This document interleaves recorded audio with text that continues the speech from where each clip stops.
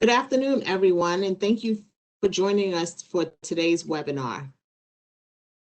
My name is Bukola Dada. I am the Outreach Specialist in the section for students and young consumers at Consumer Financial Protection Bureau. And I'm happy to be hosting this webinar today with our guest speaker because it's such an important topic, especially for student loan borrowers. But before we get into today's webinar, I do want to go through a few quick housekeeping items. First thing I want to do is tell you a little bit about what we do at the Consumer Financial Protection Bureau within our section for students and young consumers.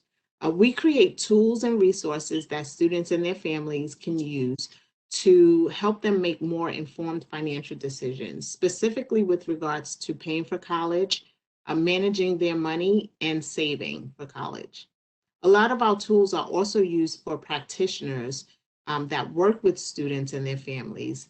We offer hundreds of free guides on our website that you can download and print, or you can order them and have them shipped to you for free. The website will be on the webinar within this presentation once we get towards the end of the presentation. The second thing that I want to do is just to mention that we want this webinar to be as interactive as possible. So if you have any questions during the webinar, feel free to drop them in the chat line, in the chat box, and we will address them as soon as possible. And we will also have time towards the end of the webinar to address any questions that we didn't get through. Lastly, I just want to read this disclaimer. As a federal agency, we need to make sure we provide you with this disclaimer before we start our webinar. This presentation is being facilitated by the Consumer Financial Protection Bureau. It is being made by a representative from the Institute of Student Loan Advisors. The topics discussed by the presenter may not represent the Bureau's views on any particular matter. Any opinions or views stated by the presenter are the presenter's own and may not represent the Bureau's views. The Bureau is not endorsing the Institute of Student Loan Advisors, the views that are expressed, or any services they may offer. Other entities and resources may also meet your needs. So now that we've gotten that out of the way, I would like to introduce today's speaker, Ms. Betsy Mayotte. Ms. Betsy Mayotte joins us. She has many years experience with educating people on student loan debt scam relief issues, and we are excited to hear what she has to say to us today. So without further ado, I will go ahead and pass things over to you. Betsy? Thank you so much. Okay, so I am so excited for every one of you that is attending this session or is maybe listening to it down the line, because this is an issue that's near and dear to my heart. So what we're going to go over today is understanding how to spot, avoid, and report and react to student loan debt relief scams. Okay, so the way we're going to go through this is first I'm going to talk about who these scammers are, what they do, how to identify them, and what to do if you yourself are victimized by a student loan scam. And then finally, I'm going to talk about some safe resources if you need help with your student loans. Now, one of the reasons that I thought it was so important, and I was so pleased that the Consumer Finance Protection Bureau was offering this session, is because unfortunately what I'm seeing and what others in our industry are seeing is an uptick in these student loan scams of late. And this is not uncommon, especially when there's a new administration. So as we mentioned during the introductions, I've been involved in a compliance and advocacy role in the student loan industry, feels like since the earth cooled, but for over 25 years. And every administration, the same lines from the scammers come out, which is a lot of times what they're touting are the Obama forgiveness program or the Trump forgiveness program, and now it's the Biden loan forgiveness program. What's giving them some more credibility from their victims, however, is that there has been discussion about whether the current administration is going to do, or Congress is going to do, broad student loan forgiveness or not. I'm here to tell you that as of the date of this presentation, there is no such thing as Biden student loan forgiveness. Nor was there ever such a thing as Obama forgiveness, nor was there ever such a thing as Trump forgiveness. If such forgiveness program is ever created, it is not going to be something that you are going to have to pay to apply to. So we're going to talk more about that a little bit later in the presentation. But again, because of all the discussion about whether or not we're going to see any type of new forgiveness program or broad automatic student loan forgiveness, it gives these scammers fuel. And it's why I think it's so important for us to go to educate consumers so they can avoid these scams. Now, in general, these companies fall under two categories. There's what we call the so-called debt relief companies. Now, what they do is they claim to be able to reduce the consumer's overall debt or monthly payments, or especially in the case of student loans, obtain loan forgiveness. Now, with that said, that doesn't mean that every single so-called debt relief company is a scam. It's not illegal to charge someone to help them with their credit card debt or even their student loan debt. The problem is that, especially in the federal student loan programs, all the programs that they're going to offer you are programs that you can get yourself easily for free by working directly with your loan servicer. The other times it becomes a problem is when they misrepresent what they're doing. And I'll talk about that a little bit more in a second. The other type of so-called student loan scam company that we see are these document preparation companies. So these companies don't claim to be able to get your loans forgiven or get you on a lower payment option. What they're basically doing is, for a fee, they're offering to handle the paperwork for you. Again, in and of itself, not illegal. It's how they present themselves and how they do business is when it can become illegal. Again, in my opinion, you should never have to pay for help with your student loans because there are plenty of free resources out there. And again, working directly with your loan servicer or any number of free resources that are out there are a good bet rather than paying someone to do something for you that you can get for free otherwise. Now, as I mentioned, preparing documentation or providing counseling for debt relief, both of those things are legal unless and until they misrepresent who they are, they misrepresent their association with your loan servicer or the government. They require fees prior to performing services. It's actually illegal to provide financial advice or counseling and requesting the fees up front. So that's a really, almost all of these companies request some sort of fee up front and then a monthly fee. So that's an immediate red flag if they're asking for money up front before working on your loans with you. Excuse me.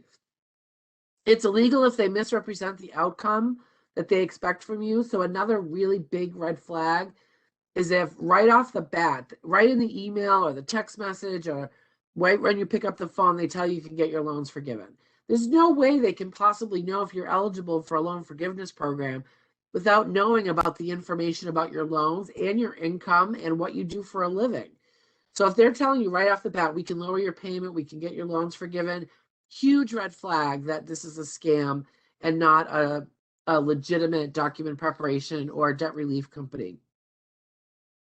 Also, it's illegal if they end up harming the consumer based on their actions, such as causing their account to default. What I see, unfortunately, commonly is this is a very typical scenario for a student loan scam. They'll somehow get in touch with the borrower.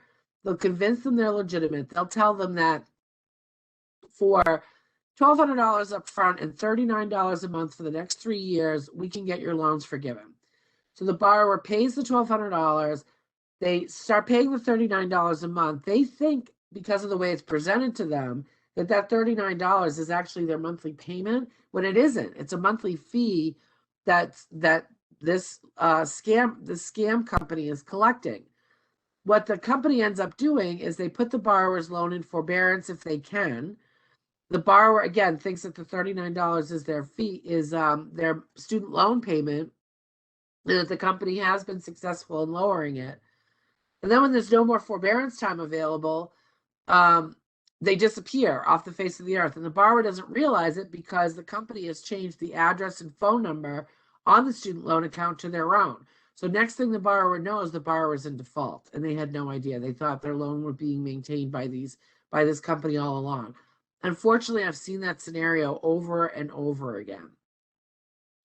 They also tend to they'll say things like, we work with the Department of Education, or we work with all federal student loan servicers.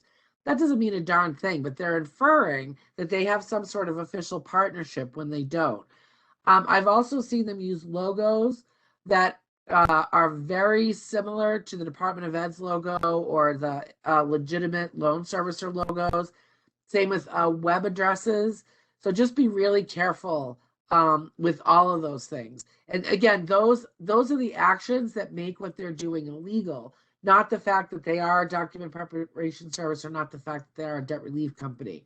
It's if they're doing one of these things that we've just been talking about. Do we have any questions so far?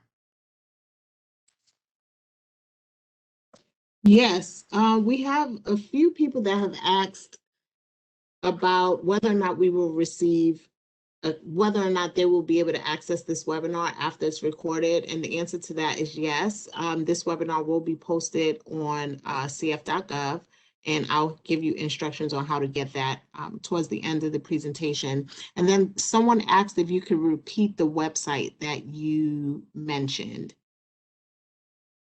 Yeah, sure thing. So studentaid.gov is the Department of Education's website, and it's where you're going to locate all your federal student loans and who's holding them. And just to verify, if if a scammer should call you and say they're your loan servicer, and you don't remember who your loan servicer is, studentaid.gov is a place to go to validate who your loan servicer is and get their contact information, so you can call them directly and make sure that's who you're talking to and not someone who's misrepresenting who they are. Okay, great. And then we had another question. Someone asked, how often are these companies held accountable, like in the Biden forgiveness example that you mentioned? That's a great question.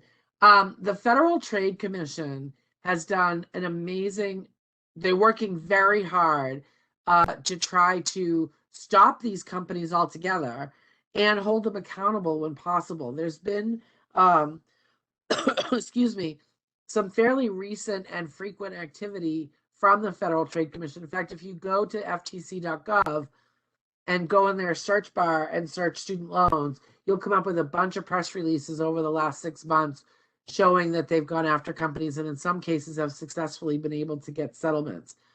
But one of the things they need from you is evidence. The FTC gets thousands of complaints on a daily basis on all kinds of things, not just student loan scams, and they have limited resources. The more evidence they have, and the more the number of victims that they have will tend to put how they decide where they put those resources. So if you've been scammed by one of these companies, or even if you just get a call or an email from them that is clearly a scam, reporting that information to the Federal Trade Commission or even your state attorney general's office can help make sure that they get shut down. Unfortunately, some of them, we call it whack-a-mole. Some of them will shut down and disappear and then pop up again as another name. And if you look in the background, it's all the same people. So it can be difficult. It can be difficult to stop them altogether. That's great. And then you really kind of just answered this question, but someone asked, is it beneficial to report these agencies after you find out that they are scammers? 1,000 times yes. FTC.gov, they have a portal where you can report it. Every state attorney general's office is different, but most of them these days also have some sort of online portal, or you can give them a call. If your state is a one-party consent state, meaning both people don't have to know and you're able to record the call, great. Do not do that if you are in a state that requires both parties to be aware and agree to the recording. If it's an email, save the email. The voicemail, save the voicemail. If it's snail mail, send a copy of that. The more evidence you can give them, the easier you're going to make it their job to get rid of these people. Great. I'm not sure any other questions right now. Okay, thank you. Good questions, guys. So how they find borrowers. In some cases, we're not sure. We think that they actually sell information to each other. One of them will get a hold of a list of contacts and they'll actually sell it to each other. We also think it's possible that somebody is utilizing credit bureau report information in a way that they're not supposed to use it. And that might be how these sort of lists of information that they're selling to each other get created in the first place. Sometimes they just roll the dice. A lot of scammers do this. They just call random phone numbers until they get someone on the line that will listen to their shtick. Excuse me. Same for text messages, same for emails. Just like any other scam, this is just good advice all around, not just about student loans. Someone calls or texts or emails you, and you're not 1,000% sure that they are who they say they are, no matter how sweet they're talking, hang up, excuse me, close the phone text, close the email, go directly to your loan servicer's website or the Department of Education's or whoever they claim to be, and call the number or use the email that's on that website to follow up. And that applies for your bank, that applies for credit card schemes and mortgage schemes, but it also applies to student loan scams.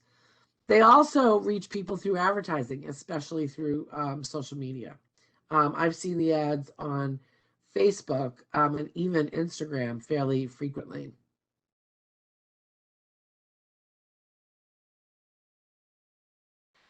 How they convince borrowers. Well,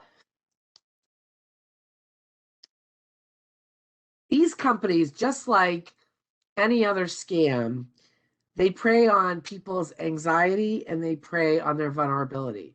There are 45 million student loan borrowers out there, and we've all heard the stories about how many of them are struggling with their student debt. And they take advantage of that. And when it comes to the whole shtick about Obama forgiveness or Trump forgiveness or Biden forgiveness, right there, what they're doing is preying on hope. So they also use really high pressure sales tactics. Unless you are on the brink of default, meaning you're over 270 days past due, there's usually never a rush. You don't have to sign something for your student loan today. But they make it sound like, and I've seen this personally, especially with the most recent Biden forgiveness. Biden forgiveness is first come, first serve. If you don't sign up today, you're going to miss out. And the pot of money that Congress gave it or Biden gave it is going to be gone. So people are pressured to sign up immediately and right away and make that big down payment to them to get them that forgiveness program that doesn't exist. They also claim they understand that there is a lot of stress and anxiety over student loans. So they're offering to make that all go away. You know what? We'll handle it all for you. Just send us this fee, this big, couple $1,000 fee in the beginning and the monthly fee, and you won't have to worry about a thing. We'll just take care of it all for you. And that can be really tempting to people that are overwhelmed by their loans. So my organization, our whole reason for being, our mission, is to provide free student loan expert advice to consumers. And we get two types of people that ask us questions. We get the people that have done their research, but they just want to make sure that they understand everything correctly. They've made the right strategy decision on their student loans. But then the other half of the people that reach out to us, they're just overwhelmed. They're either overwhelmed by their debt, they're overwhelmed by the complexity of the options with student loans, and they just want someone to tell them what to do. And we work with those people. But it's those types of borrowers that can be very easy prey to these loan scammers. They also, as I mentioned before, they try to camouflage themselves into something legitimate by using a logo that looks a lot like the Department of Ed's. They'll use web addresses that are really close to the servicer's website. For example, I'm making this up, but servicercore.com versus servicer.com. There's a ton of real life examples of that out there. I've seen them use phone numbers that were 1 digit off from the legitimate Department of Ed or loan servicer number. As I mentioned before, they use deceptive language. We work with the Department of Ed. We work with all federal loan programs. That doesn't mean anything.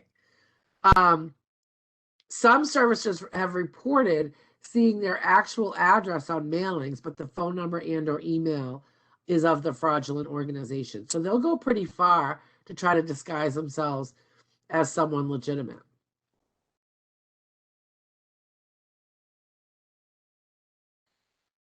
So now we know who they are. And now let's talk about what they do. Number one, they charge borrowers a fee for programs that they can access for free. That includes loan consolidation. Loan consolidation is as easy as going to studentaid.gov and clicking on the application. It takes less than 20 minutes to fill out.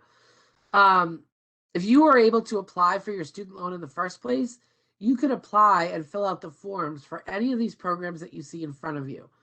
Income-based repayment plans, forbearances and deferments to put your loan payments on hold altogether, the public service loan forgiveness program, borrower defense to repayment. That's a big one that I see the scammers using. That's for if you feel that your school defrauded you, it's possible that you might be able to get relief from some of your federal student loans. And I've seen a lot of the scammers call themselves, Corinthian Relief. So Corinthian was a big school that we know now for a fact defrauded many of their students. So I've seen companies call themselves Corinthian Relief. ITT Tech, there was actually an announcement last week by the Department of Ed where they found that ITT Tech also defrauded some of its students. And I've seen websites that are something like ITT Tech Relief or ITT Tech Loan Forgiveness. Those are usually always, Betsy, what's wrong with you? Those are usually scam websites or scam programs that are out there. So be very wary of something like that. Now, oftentimes, these actions such as consolidation, for example, or forbearance might not even be in your best interest. These days, most people don't actually need to consolidate. They don't get any benefit from loan consolidation. In the past, most people were advised to consolidate for certain reasons, and it was a benefit.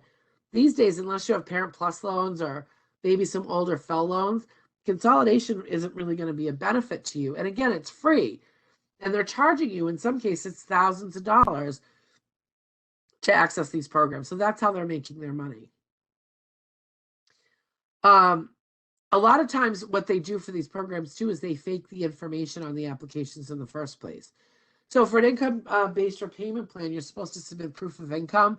They'll submit fraudulent information as well, which can come back to bite you later on down the line. How are we doing with questions? We received another question. Someone asked, if you can prove you were scammed into a private student loan, can you get back into the federal repayment program?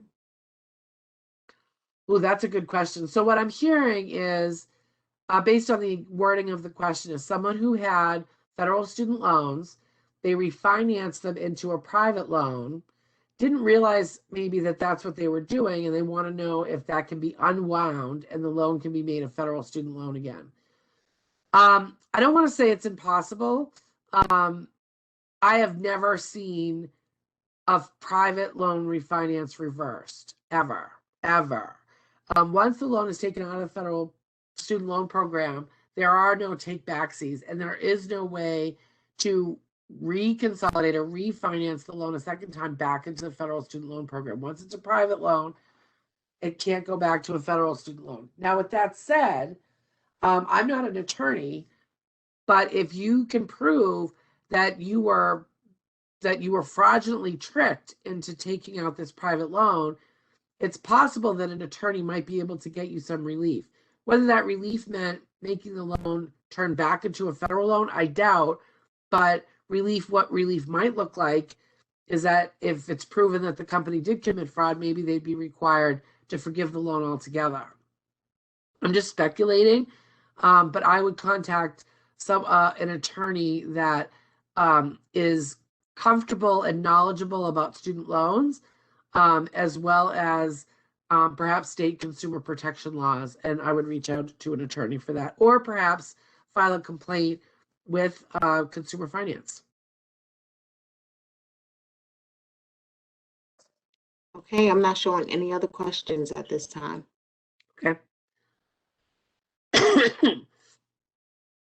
Excuse me. Some other things that these scam companies do is oftentimes they know they can be easy to trust because they call you and they already know your loan balance.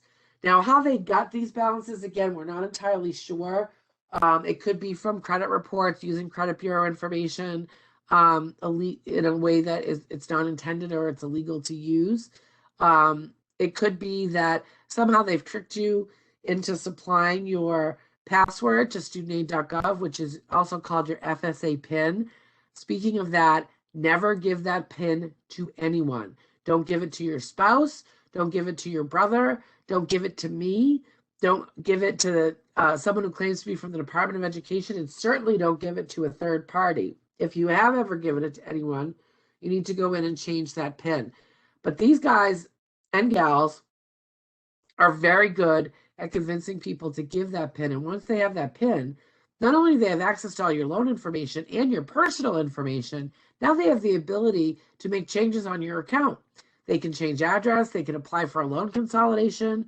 You're giving them a lot of power by giving them this PIN. And they're really slick with the way they convince people to give it to them. However they got your loan information, they've got it. And they use that to give themselves legitimacy and make it appear like they're someone who's legitimately associated with your loans. They also use terms to sort of suck you in. Balance reduction. We've talked a lot about the insert the current president here forgiveness program. Payment reduction, loan consolidation, name of a school that closed forgiveness program. They just use terms that really are going to appeal to vulnerable borrowers or borrowers that are struggling and are just sort of hanging their hats on hope.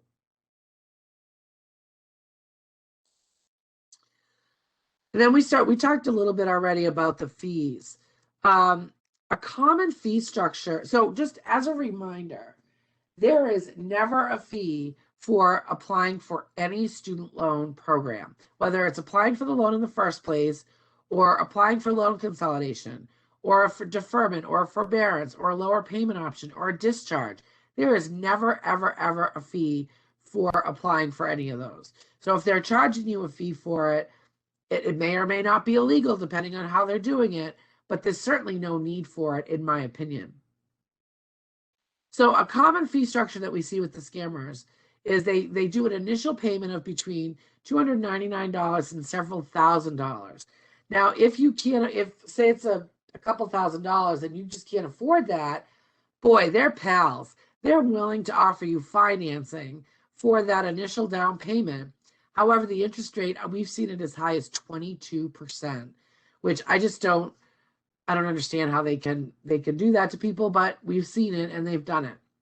After that, there's usually a monthly fee, and for whatever reason, that fee is almost always $39 a month. I don't know if they've done market research or what, but it's almost always $39 a month. And again, a lot of times they insinuate or make you believe that that's actually your student loan payment when it isn't. None of that money is going to your student loan. It's 100% going to the loan holder. So picture this.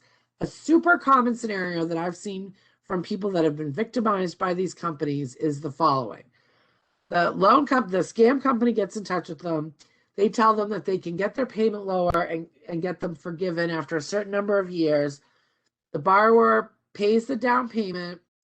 They sign they sign a power of attorney over to the company, giving them permission to access information about their account. And then they start paying their $39 a month, and they think that that's their payment. The company goes in with their power of attorney so that the servicer can't do a darn thing about it. They change the address and phone number on the account, so now the borrower's not getting any mail on the account either. And that's it. They keep taking their $39 a month, and nothing's happening with the account. Or at best, they've put it in forbearance. So you can apply for forbearance by calling the servicer and saying, I want a forbearance. And they'll put one on the account, and you won't be due for anything for the next 12 months. These guys have gone in, changed the address and phone number, put the account in forbearance if you're lucky, and they're taking in $39 a month from you until you figure it out.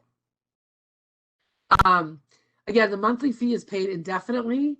It's often taken directly from your bank account when they do charge the fee.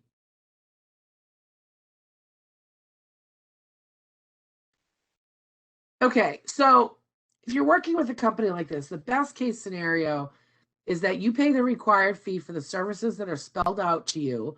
They perform those services. Those examples include they fill out a loan consolidation application for you, or they keep track of your public service loan forgiveness for you. Best case scenario, you pay the fee, they do that thing. You wanted them to do that thing. You're still harmed, in my opinion, because as I've said a million times at this point, all these programs are free and they're fairly simple to access. But if you want someone to pay someone to take care of it for you, and they're not doing it in a deceptive way, then to each his own. That's the best case scenario.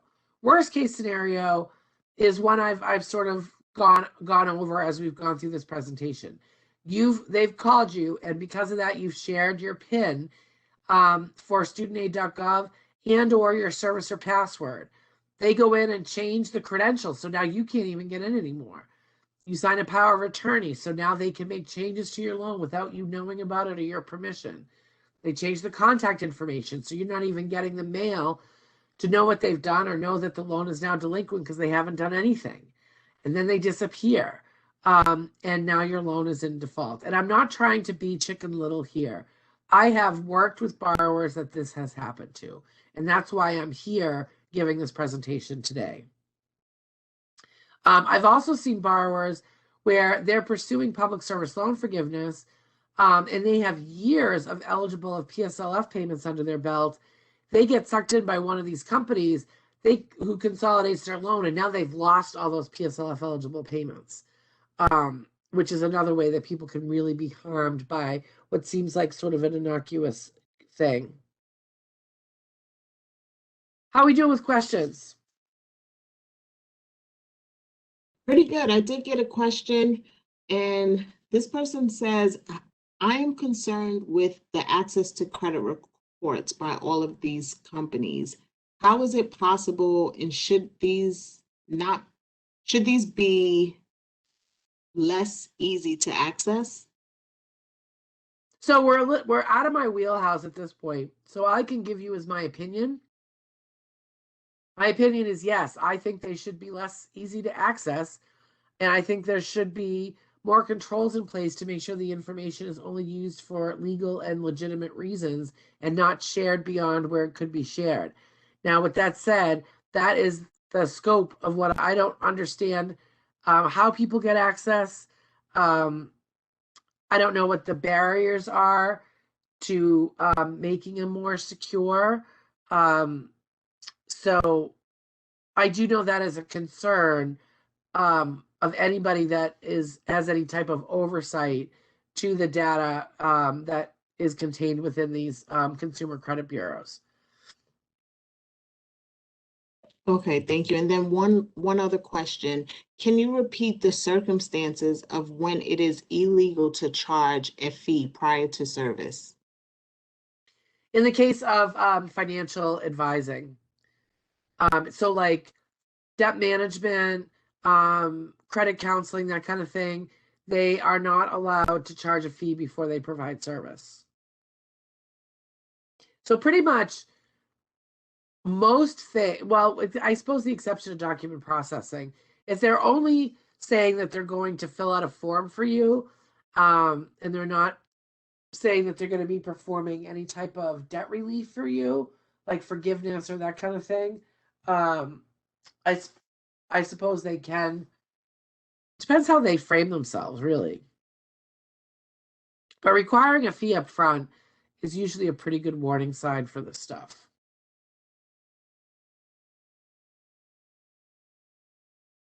Okay, no other questions at this time. Thank you.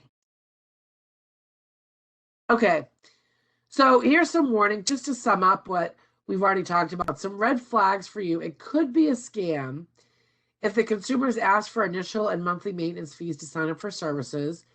If you're ever asked to provide an FSA ID and password, listen, zero legitimate companies will ever ask for your studentaid.gov or servicer password. Zero. Ask to provide your credit card or debit card information. Pressure to sign quickly because loan forgiveness programs are ending. None of the loan forgiveness programs are ending. Urge to act or forfeit rights to your student loan benefits. Advise that your student loan servicer will not help you. That's also a big warning sign. Advise not to contact or accept calls from your student loan servicer. Anybody that tries to, listen, you may have received less than stellar service from your servicer at some point. But anybody that tells you not to work with your servicer is definitely up to something no good.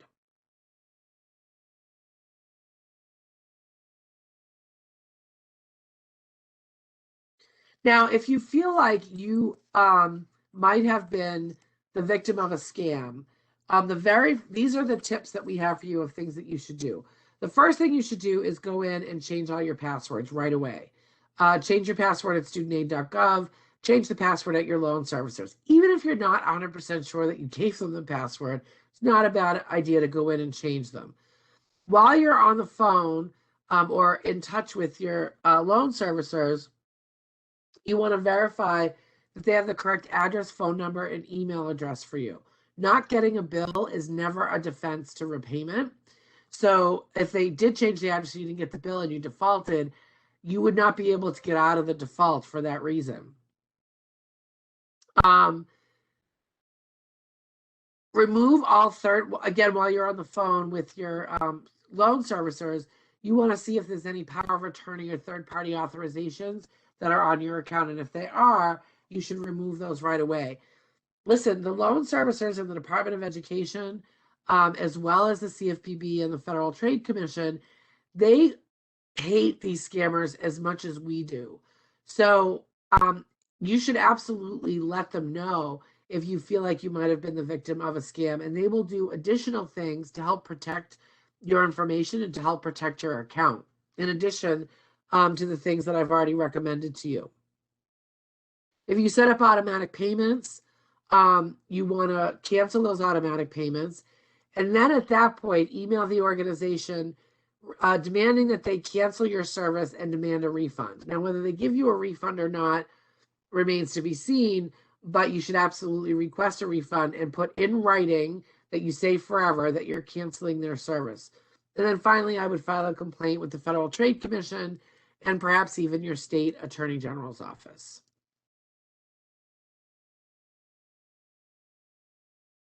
The last thing I had for you today were some positive and helpful resources for consumers. The Federal Trade Commission, of course, we talked about. You can go there to read about companies they've already gone after and maybe even gotten settlements from, or to file a complaint. The CFPB's website, which to file a complaint as well, or to get additional information about these scammers. The Department of Education's websites, studentaid.gov and ed.gov. And of course, if you do need help with your student loans, that's always free and we never request information. You can come to the nonprofit, the Institute of Student Loan Advisors, which is freestudentloanadvice.org.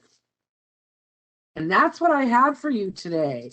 I am happy to hang out as long as you would like to answer any other questions you might have. Wonderful. Thank you so much, Betsy. We really appreciate you coming and sharing all of this wonderful knowledge with us today. I'm currently not showing any additional questions in the chat box, but I'll go through the remaining few slides and I'll check the chat box again to see if anything comes in. So I just wanted to share some additional resources. I know Betsy has shared a few, but there are a few others that we have on our website, and I want to make sure that you get to those as well. So As I mentioned, a copy of this webinar will be available on our website within about a week or so, and you can access that webinar training using the first web link that you see on this page, the consumerfinance.gov /consumer tools /educator tools /students young consumers training webinar. So you'll be able to access today's webinar along with some of the other webinars that we've recorded in the past at that site. Additionally, we have a ton of resources and tools available on our coronavirus webpage. Not only do we have information for students and student loan borrowers, but we also have information for anyone with different financial circumstances and things that you can use to help during this pandemic time.